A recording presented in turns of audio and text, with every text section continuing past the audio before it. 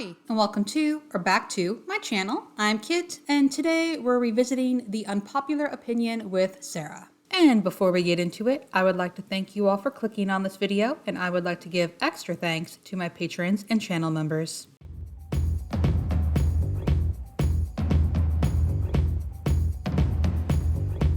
Last month, I received this request on my suggestion form, which is linked below if you have anything in mind for me to comment on.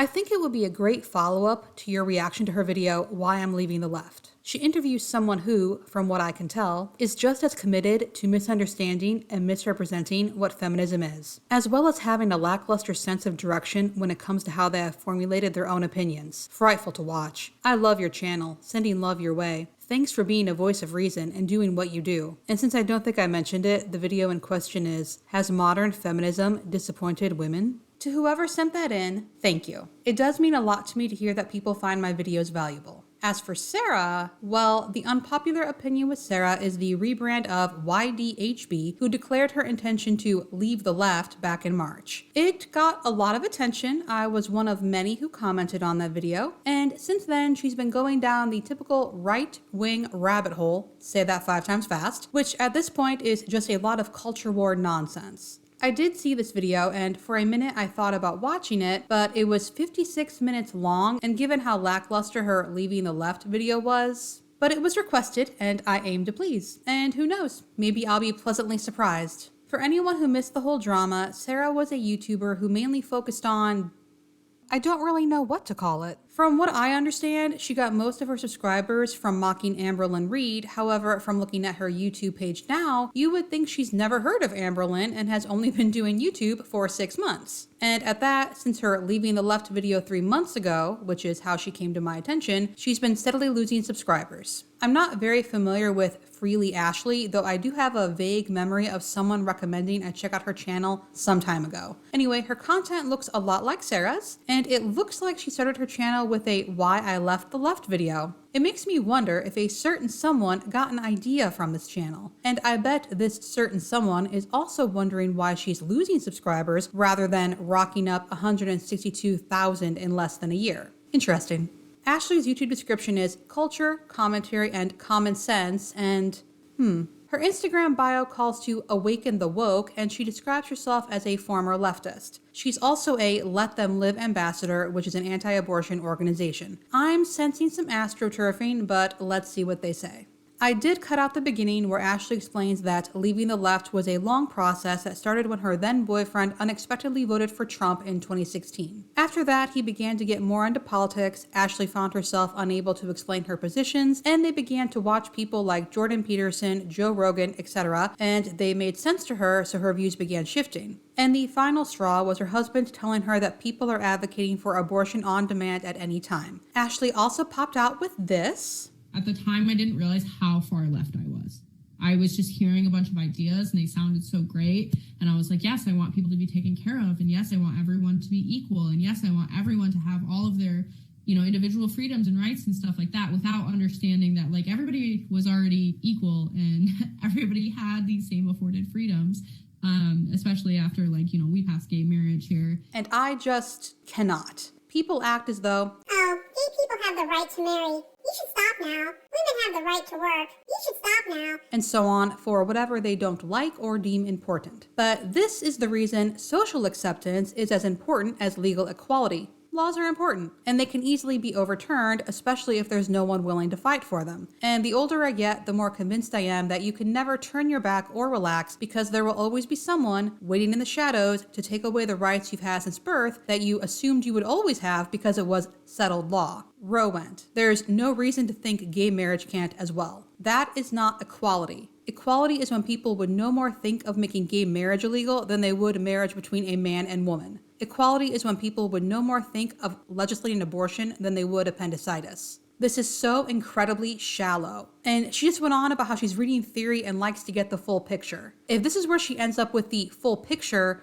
I'm a little scared. But anyway, I did snip bits of this video where they went off on tangents, so if you would like to watch the video in full, it'll be linked below. And yes, Sara's audio and video quality is much better than Ashley's. One last thing, I know I tend to err on the side of too nice, but not this time. If there's one thing I can't stand, It's lying. And you know what's even worse? Lying in an attempt to line your own pockets. And yes, I absolutely believe that if Sara thought it would be profitable, she would be feministing all over the place. But the right-wing grift looks easier, so that's the road she went down. And we do not need more right-wing grifters. I also wanted to tell you and like to talk to you and to hear your opinions on feminism, because I had a lot of unpopular opinions on feminism because I don't classify myself as a feminist. Her opinions weren't unpopular because she doesn't call herself a feminist. They were unpopular because she completely misrepresented what feminism is, and she also made herself look incredibly stupid. How do you think, well, feminism is about man-hating, so I'm going to be a feminist even though I love and respect these men in my life? How is there no, wait a minute, realization? How is there no intellectual curiosity to read books, theory, anything? Did she not pride herself on being an intellectual? I would puzzle more, but I suspect this was more of a case of, I need a feminism bad origin story, and that was the best she could do. And the reason I don't classify myself as a feminist is because depending on who you ask, it's a completely different story. Some people will be like, it's just about equality. And then some people will be like, well, you know, feminism is about all the other things as well. You have to think about, you know, all the other minorities and the gender ideology, because that's also a part of it. And then you have to, you know, depending on who you talk to, you have to go further and further and further to prove that you are a feminist. Is anyone else getting the impression that Sara likes to keep things shallow?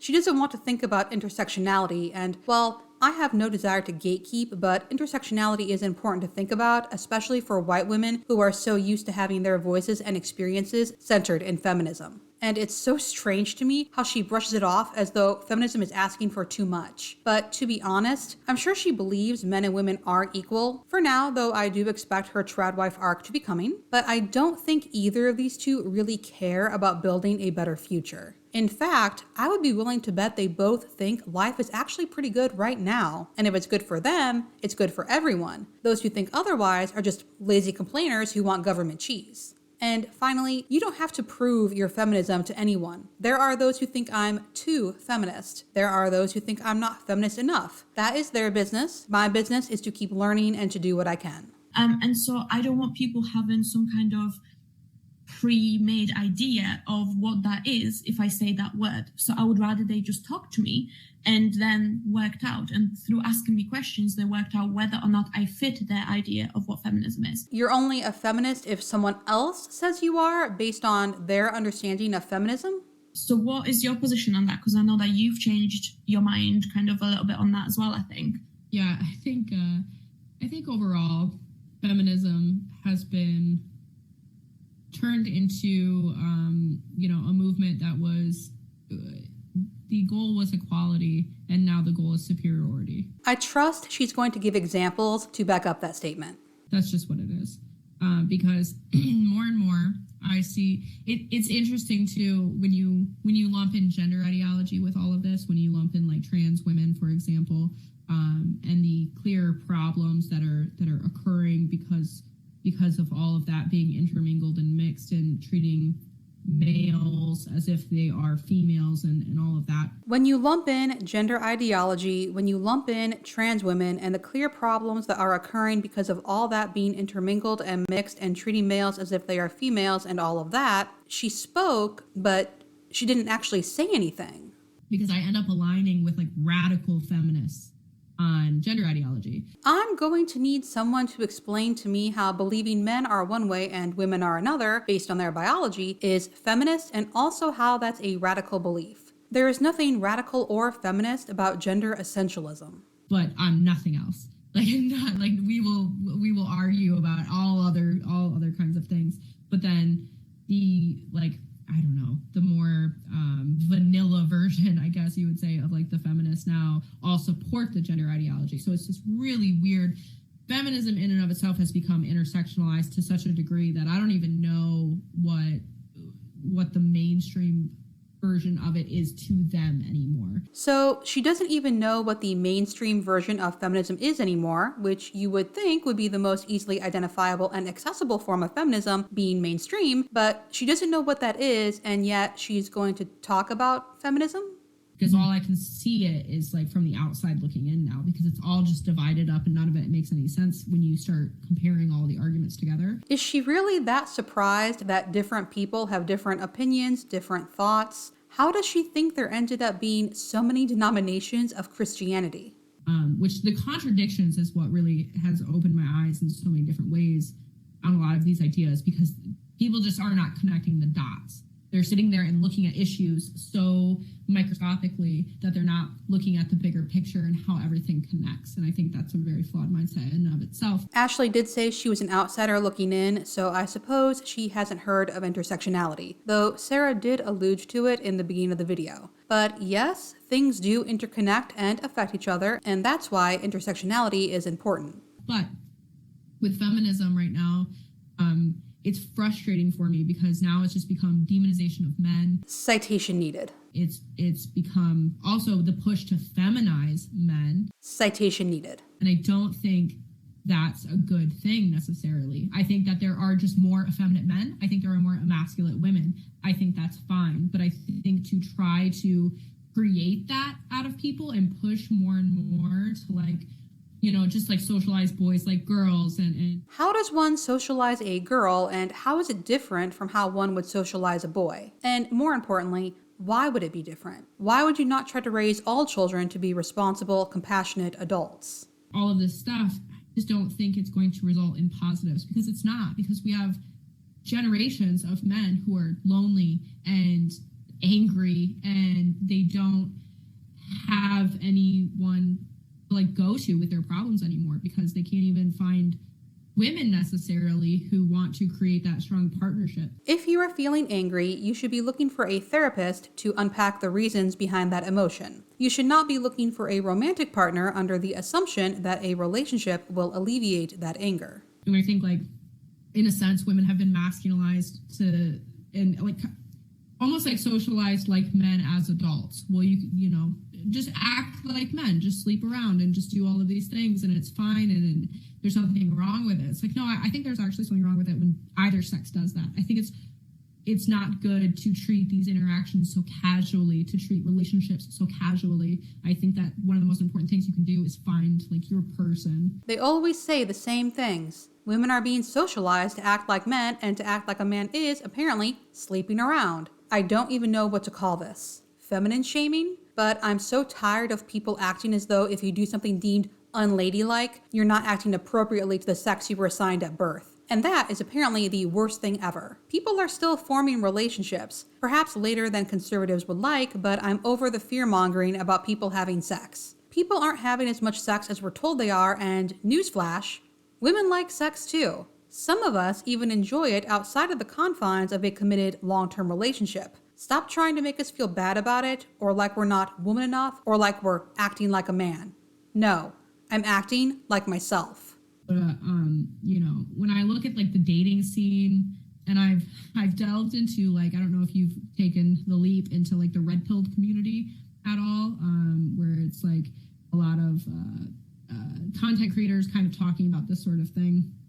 And I've listened to what a lot of them have to say.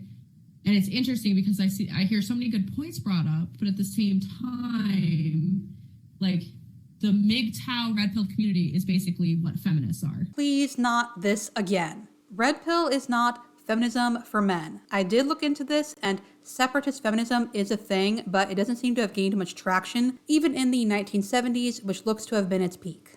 But in a polar opposite. And both sides just end up blaming each other for all the problems in society without seeing that this is a joint venture. And I think it's happening like that in every different topic. That's what's happening. It's like both sides are starting to act the exact same way and then just blaming the other side when it's like, whoa, like, we need to slow down. We need to calm down. We need to kind of come back to the center. But yeah, I think feminism overall is just, it's resulting in very entitled women. Entitled to what? In a sense. It's resulting in very entitled women in a sense?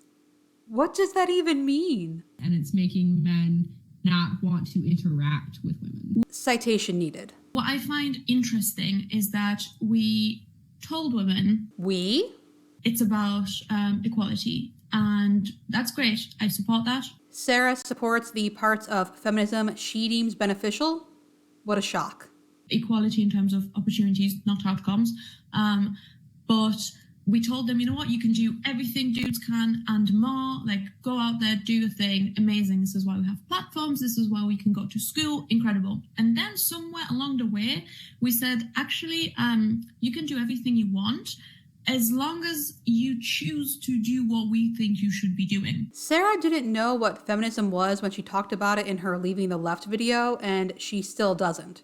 Please explain to me how believing women should have control over their own lives and futures would translate into, well, men shouldn't tell women what to do, but women should tell women what to do. That's the same paternalistic nonsense of not trusting a woman to make her own decisions. So now we have women who are kind of taking a step back and saying, actually, you know what? Thank you so much for everything that you've done. I want to stay at home and have kids, and I want to just be a stay-at-home wife. And that is fine, though I'm not sure why Sara threw in the just. Housework is work. Childcare is work. The problem feminists have isn't that women are throwing away their potential. There is nothing special or glamorous or better about paid employment. The issue is that the person who stays home usually isn't being paid, so if the relationship, for whatever reason, goes wrong, their options are incredibly limited. And that is a bad place to be in. All shit breaks loose. How dare you? How dare you do that? How dare you? Yes, we wanted you to have a choice, but that's the wrong choice. No one cares that much what strangers do. And musing on why women are the ones more likely to stay home even in this advanced age is not telling women they're making the wrong choice. And I see that, and I'm like, what is happening here? I thought the entire point was that we could do whatever now. We are, we've equalized, right? I can't speak for the UK, but in the US, at least, men and women are far from being equal. Yes, there's a gender pay gap, but I don't think it's because someone looks at you and goes, well, you're a woman, so we're going to pay you less. They really don't think too deeply, do they? Because, it's all about the choices that we make, okay? We want to have kids a lot of the time. And women alone make the choice to have kids? We are not willing to completely throw away our life and family relations in order to pursue a super high career. Some people do, and some of them are women, but majority of them are men. And it is not healthy for anyone to throw away their life in pursuit of a career. And I speak from experience, and I speak from the statistics and the things that you even see in interviews. There was an interview that I've seen. I'm going to try and find it and post it kind of in here once I'm onto editing.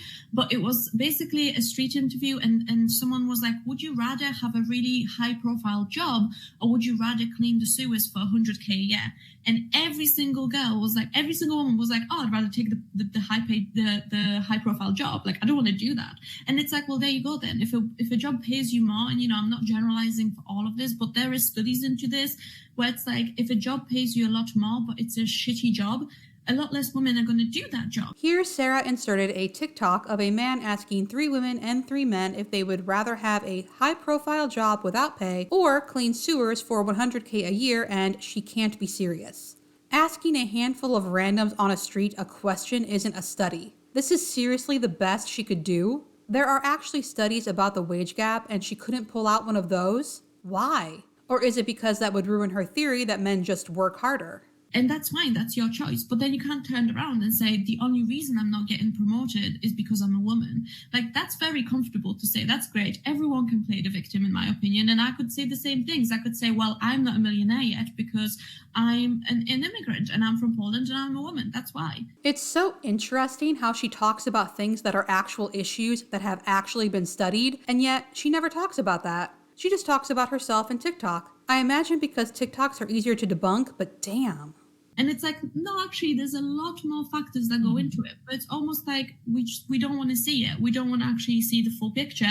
And whenever you bring it up to someone, it's straight to personal attacks. And it's straight to, well, how dare you say that? At first, I was really confused because, yes, more goes into the wage gap than, you're a woman, I'm going to pay you less, but Sara has never brought those up. And then I realized she's talking about her belief that men work harder than women, and that's why they're paid more. But in general, not even in terms of sex, that's not how it works. For example, in most, if not all places, a software engineer is paid more than a garbage collector, even though I think we would all agree that the latter is more important. Your work does not equal your worth. financially and in general. Sara is also operating under the assumption that if a woman isn't working at paid employment, her contribution is not worthwhile. But the reason women work fewer hours is because we're still the ones expected to do the housework, the childcare, the elder care. That takes time away from paid employment, and when women take that time away, it obviously docks our pay and gives the man that time to keep working up that ladder. So yes, Sara, more goes into the wage gap, but you're not being as thoughtful about it as you think you are. And it's so crazy to me that we can't have these conversations anymore because it's like forbidden. Like you can't, like that's taboo. No, it's not. As you said, even with like making women into men and then almost reversing the gender roles, that's crazy too because you see it. Even with making women into men and almost reversing the gender roles, that's crazy too because you see it. What? Anyway, she goes into a spiel about dating apps, which we're skipping. And so, yeah, I genuinely do agree. I think that we are pushing women to, be very much like men. And then saying to them, this is why. It's because you are now in debt to feminism for the rest of your life, because at one point they did a really good job to get you to where you are. So therefore, you have to do it for the rest of your life now. You have to do that thing. If it was, getting you into the workforce, then you can't be a stay-at-home girlfriend. That doesn't make any sense. No one is going to shake a woman down demanding repayment because feminism granted women entry to the workforce. It's not the mafia. And spoiler, women have always been working. I do find her mention of stay-at-home girlfriends interesting though, because yes, it is unwise to be a stay-at-home girlfriend, but it's also not traditional to live with someone before marriage. And we see that a lot, and I've seen this on TikTok recently where... I don't think I've ever actually said this before, but Sara really needs to get off TikTok and touch grass. Girls were like, oh, this is what I do as a stay-at-home girlfriend. And people went crazy. And they even said, this is so racist because not everyone can do this. This is your fault. And it's like, do we just not get to be mums anymore? We can't be nurturing. We can't get in touch with our, at the same time as TikTok is telling you to get into your feminine side and how to do it. I don't think the people telling you how to get in touch with your feminine side and the people warning about the dangers of being a stay-at-home girlfriend are the same people. But anyway, we've touched on this before, and it's not that being a stay-at-home girlfriend is racist, it's that you should look at who typically has and had that privilege. And yes, what came before does tend to affect the present. And also, people aren't against women being stay-at-home girlfriends because we're all just feminist killjoys who want to see a woman exhausted and joyless working 60 hours a week at a corporation. It's because that's an extremely tenuous position to be in. I'm not going to repeat myself, but I will link to my video involving stay-at-home girlfriends in the cards. They're gonna shit on you if you say, actually, I want to be that feminine woman and I want to be nurturing and I want to be a mother and I want to be a wife and a homemaker. They're gonna say, no, not like that. Be yourself, but not like that. There are feminists who are stay-at-home wives and mothers. There are also feminists who want to be stay-at-home wives and mothers. The world is large with a variety of people in it. And I would love for Sara to tell us what problem she thinks feminism has with marriage and parenthood. I think I know, but I would like to hear it from her. Make your choices and your decisions, but not like that. And that's crazy to me. And if that's what a feminist is, that I'm happy not partaking. Feminism is not just about women engaging in paid employment, but I don't think Sara is listening. Anyway, this next part we're skipping is Ashley speaking about how she ended up on TikTok, and basically she was feeling isolated. And the reason why I am particularly enjoying talking to people who are in the same shoes as me now, or were at one point, is because I was made to feel like I'm crazy. It's like, you're saying things that are like common sense and not offensive, and, you're not trying to get people to be hurt or anything like that. And then people make it out to be, I've been told that I'm like super extreme right and I'm like radicalized and all of these things because I'm like, to me, this is like mild, normal thing. To me, this is like children can't consent to have surgery under the age of 18. And suddenly it's like, wow, you are a bigot and a transphobe and you don't deserve to have employment and we're going to find you and we're going to contact your skill or like your job or whatever, and this is like, that's crazy. Whoa, like all you're saying is things that you think are common sense, and yet it's being so insane. And I think it dilutes down the message as well, which is one of the reasons why I said before, like. So Sara is just speaking common sense. For example, that children can't consent to surgery before age 18. Setting aside the fact that children do undergo surgery before 18, these people have been so blinded by their hatred of trans people that they forget other things happen that might require surgery, like appendicitis or cancer. That wasn't the problem people had, Sara. The problem is that you are falling for those right-wing talking points that the transes are coming for the children. They're going to convert them to be trans and convince them to cut off insert body part here when they're only 12, too young to think about such a thing. And the reality is that gender-affirming surgeries are incredibly rare before the age of 18, and no one just walks into a clinic and gets put into an operating room. And not only is Sara falling for this bigoted rhetoric, she's perpetuating it. That is the issue, Sara. And this rhetoric is dangerous and it does cause harm to people. And I do not like this. Oh gosh, golly gee, look how little old me have done to get people so upset. I'm just thinking about the children. It's so insane that people are mad that I care about children. Stop telling me that I'm oppressed. I was like, I personally am not oppressed, and you're taking away the voices from actually oppressed people who need the spotlight, who need to be, in the center of attention, and we need to listen to them. I do not remember her saying anything like this in her Leaving the Left video. Did she possibly learn something? Right? If you have women in, for example, particular socioeconomic situations or in other countries that are actually being oppressed, you shouldn't be stood here and say, well, actually, you're oppressed just because you're a woman and people hate you and in the world, the glass ceiling and all of these things. And it's like you're telling kids from a very young age, congrats, you're not going to amount to anything because of your skin color or because of your gender, because of what's between your legs. No one is telling kids that. Acknowledging systemic issues and trying to find ways to fix them so they don't continue harming people is not telling kids you'll never amount to anything, so you might as well not bother. And it's like, stop telling, this is one of the things where I was so frustrated. It's like, stop telling me I'm oppressed, because I cannot sit there and tell you one thing that has been denied for me just because I'm a woman. Just because. That's great for Sara. I'm truly happy for her. But how can one reach their mid-20s without realizing that just because life is fine for them, that doesn't mean it's fine for everyone? You don't have to be personally affected to want to help, and I sincerely doubt people are wasting their time trying to convince Sara that she's oppressed. You are not the sun, Sara. We do not revolve around you. Like, nothing else, just simply because I am a woman. That is I cannot tell you anything like that. But there is people out there in the world who can. And so we need to focus on those people. This is not the first time someone has said, women in other countries have it much worse. We should put the spotlight on them. And, well, I can't speak for the UK, but we have plenty of problems in the US for feminism to focus on. Like Roe being overturned, our maternal mortality rates, the wage gap, child marriage. This is a depressing list. That's not to say women in other countries aren't suffering, but as an American, I'm more likely to be able to make a change in my country. Though at that, I do think it's important to uplift the voices of women in other countries. And we should do that by listening to what they say would be most of service to them, not by assuming that Western feminists should charge into their countries and do something. Because for one, when has that ever worked? And for two, it's insulting. I'm an American. I don't know what would work best for the women in Afghanistan. And it's the height of hubris to just assume that if Western feminists got involved, that would make everything better for those women, like they're just a backwards people who don't know anything and need Westerners to tell them how to get things done. Rather than telling, for example, in my opinion, people like me that they're oppressed and they need to be liberated. It's like you're taking away that attention. Something about this reminds me of Masculine Revival's post about how feminist women feel oppressed and feminine women feel free. I think this is Sara setting up for her trad wife arc, though it might be tricky to pull off with those very visible tattoos. Editing Kit jumping in to ask, is she really trying to suggest that women shouldn't try to improve their own homes because women in other countries have it worse? Does she actually expect that to achieve something? Because I have to say, right now, I think people just say things like this to shut women up.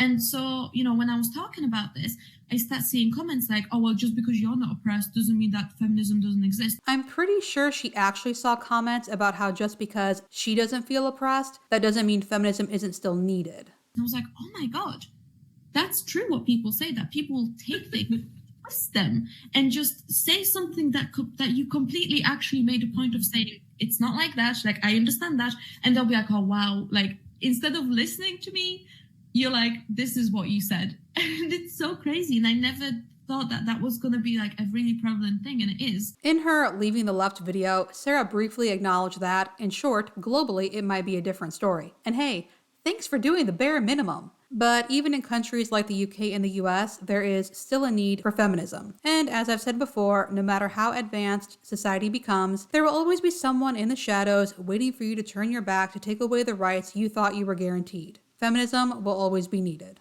So as you say, it is going to be something that comes at you quickly, and you do have to learn how to handle it. And I also think it dilutes the message, because if you can be called a racist just for saying, I want to stay at home and have babies. No one says someone who wants to stay home with their kids is racist, and I can see Sara didn't take everyone's advice that she should get off TikTok. Then it's like, what is that now?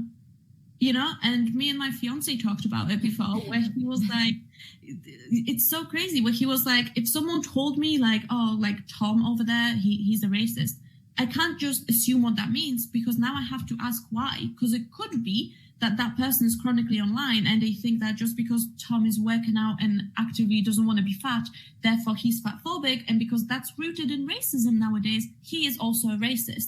And it's like, that's crazy that we don't actually know what the words mean anymore. These are such big, heavy words, and they've been diluted and overused so much that really it can mean anything at this point. Please do let me know if you've been called racist because you're active. Also, let me know if you think Sara recognizes that she's one of those chronically online people. Yeah, and that's really the goal, actually, is to make definitions as malleable as possible, because when you control the language, you control the way people think and the way people view the world.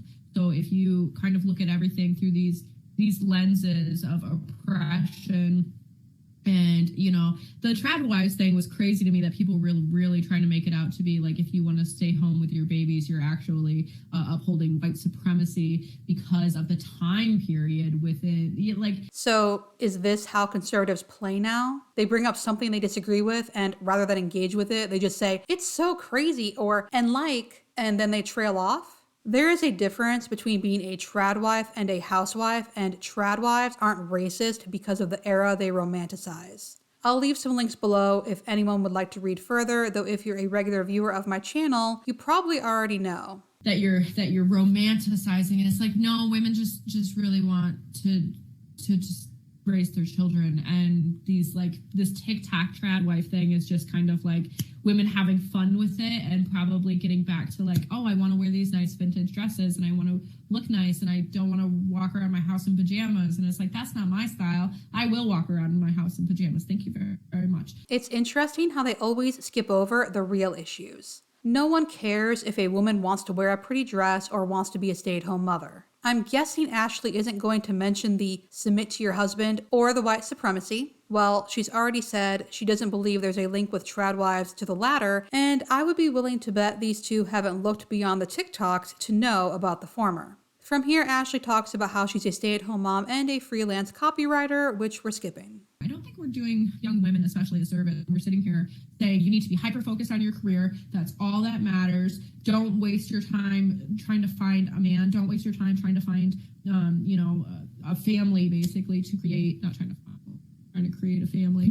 And I you know how many women I see now that are hitting their 30s and they're going, oh my God, I didn't have kids. Do I still have time? And they're like panicking about it. Or like women who start coming up on their 30s and they're like, I'm running out of time. I need to do this. I need to figure out how to have a baby, and this is what I want. And it's like, it's really sad, because it's like, if there are actually women out there thinking they become infertile at 30, I was going to say I knew American sex ed was bad, but I didn't know it was that bad. And then I realized maybe that's the point. Keep us in the dark so we fall for the hysterics of, if you don't marry and have kids by your 20s, it's too late. And that pressure to focus on your career, keep working, that's capitalism, not feminism. Yes, feminism believes women should seek paid employment because we live in a capitalist society and those that have money have power, options, choices. Here I am, and I've been with the same man since I was a teenager, since I was 19 years old, and I've known him for much longer than that. And, we've always had this plan, and we had kids a bit later, but we just wanted to get really nailed down and everything solidified before we had children. And sometimes I'm like, I wish we would have done it when a little bit younger, but at the same time, it's like, no, I had twins. It was very chaotic. It was a lot going on. It was a really stressful situation, them being born so early and all that good stuff. So it's like, Yeah, it's probably for the best. But yeah, overall, I just don't think we're doing society at large any favors by sitting here going, women are so oppressed, but yet there's women who are building empires on OnlyFans. Like, how are you oppressed in that sense? And so by this logic, women in the 1700s weren't oppressed because they could be prostitutes. Oh boy. Women are not building empires on OnlyFans. They are making money. And it's a minority of women that are on OnlyFans and an even smaller amount that make a living from it. Being able to sell sex is not a privilege, and if you think it is, please consider the general attitude towards sex workers. And you want to complain about being objectified by men, but your commodity, like you're treating it as a commodity. You're treating yourself as a commodity to then sell online to men. And it doesn't make sense from that perspective of like, which is it? Is it empowerment or is it victimhood that you want to go for? Who is this you? She does realize that women as a whole are objectified and sexualized against their will, right? Not just women on OnlyFans. And for that matter, no one should treat someone as less than or as an object or a purely sexual being based on their job. And under no circumstance would the following be acceptable. Oh, you do OnlyFans? Cool, I'm going to leer at you. You're not working right now, but that's okay, right? I mean, that's how you make money. Though I'm not paying you, but that's still fine because that's what you do for money. If that's someone's response, they were going to act like a jackass anyway. They're just using OnlyFans as an excuse. And Ashley and Sara would let them do it. And also, you can find someone attractive without objectifying them. And it's also so crazy to me that Sara finds a lot of things crazy. The world must be a shock to her every day. what is so insane, and this was and yet another bubble that kind of burst, that we said to women, you know what you should do in order to be really liberated? Sex work. At 18, 19, you should start an OnlyFans. You should start getting naked and selling nudes and performing sexual, pornographic videos and whatever else and acts online. That's what a feminist would do. What? That's crazy to me. That and no one went, hang on a second. Yes, if that's what you choose to do as a fully grown adult, fine, okay. But at the same time, a lot of these women are in their teens, 19, 20, 21, 22, and they are putting themselves, literally, no pun intended, but like widespread open on the internet, hoping, because these influencers as such are gonna, they're posting, and I've seen them on Twitter posting next to the Bentleys being like, thank you, OnlyFans. And now you think that you're gonna make all this money, when in reality, what's gonna happen is that all of that material, without a doubt, will be leaked. And you will find yourself, and now even with AI is the scariest thing ever, where they can put your face on a film where you've never been in it, and you've had these influencers on Twitch crying about it and saying how damaging that is. That is the scariest thing ever. I hate to be the one to tell Sara this, but even if you've never done porn or OnlyFans, people can still create, what do they call it? Deepfakes? And the fact that at some point we managed to twist this movement of feminism and twist this movement of not even feminism, but just in general, liberating young women and helping young women to essentially groom them into sex work. Sometimes I think about how much easier my life would be if I could just say things with no sources, no research, just state my opinions or beliefs as fact. Anyway, I would love a citation for this, but I know I'm not going to get one. And it's like, for all these years, we've been, they've been fighting for, we are not an object and don't objectify us. And then it's like, but actually, if we just call it feminism, they'll objectify themselves because they're so dumb that that's what they'll do. And it's like, that's what we're doing now. That's what we're telling them, instead of just kind of being a guide and being a role model and telling them, actually, maybe focus on this or focus on that, or even making them aware of the consequences. So according to Sara here, young women just blithely go out and do sex work, and no one tries to stop them. No one tries to warn them. In fact, feminists encourage it. And in fact, women are so stupid that while they complain about being objectified, they invite it by having an OnlyFans and posting bikini pics on Instagram. Sara is really showing her ignorance here, and I don't think she's pretending. I think she really is this ignorant. And from here, she goes on a rant about the dangers of posting explicit pics online, which we're skipping. it just seems so degrading. Like, oh, I need money. Well, the only skill I have is I look good. Like, that's degrading. No, like, you have other skills. You have to figure them out. You have to hone them. You have to find what else you're good at, because... And who is going to be paying the bills while we're honing those other skills? For that matter, who's going to pay so we can afford to hone those skills? These two come from such an immensely privileged position. They clearly assume that every woman who does any form of sex work is just doing so on a lark, a whim. She could easily get a more respectable job tomorrow. The idea that a woman has turned to sex work not because she thinks it'll be easy money, but because she needs money never enters their heads. From here, we're going to skip through Ashley suggesting that women on OnlyFans become regular content creators, which leads to this hilarious statement. I don't really judge women, like, because I know women and I respect women who do that kind of thing. It's just not my favorite thing. You know, it's just like, because I think back to when I was like 17, 18 and just how stupid I was. And like, I'm just so glad something like that wasn't around, because, you know, who's to say I wouldn't have been,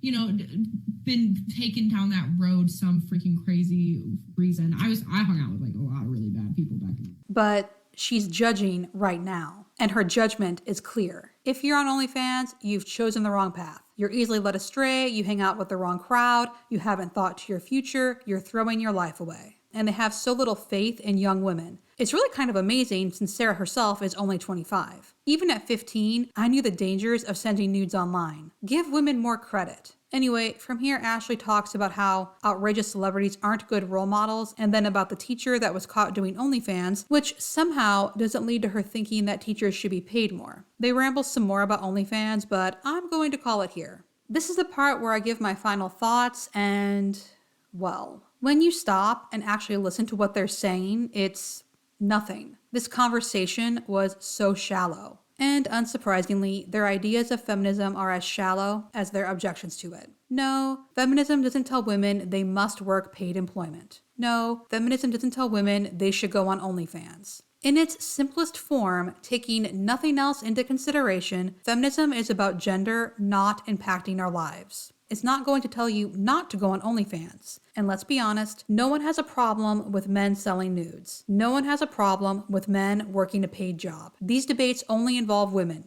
and that is a problem. It's really strange to me how conservatives focus on such tiny portions of the population. Women on OnlyFans, trans women. That and women fearing infertility because they were ordered to find a career is pretty much what their conversation consisted of. And they didn't offer any thoughts, just that it was crazy or insane. And from the sounds of it, they think we have those issues because feminism is trying to feminize men and groom young women into sex work while also being about hating men and women being victims. I'm trying to detangle this conversation and I keep going, they can't have meant that, it doesn't make sense. But it's what they said. Do they think about the things they're saying? This is like Ben Shapiro suggesting we don't need to worry about climate change because once the coastline floods, you can just sell your house. And that, everyone, was a shallow conversation between two shallow people.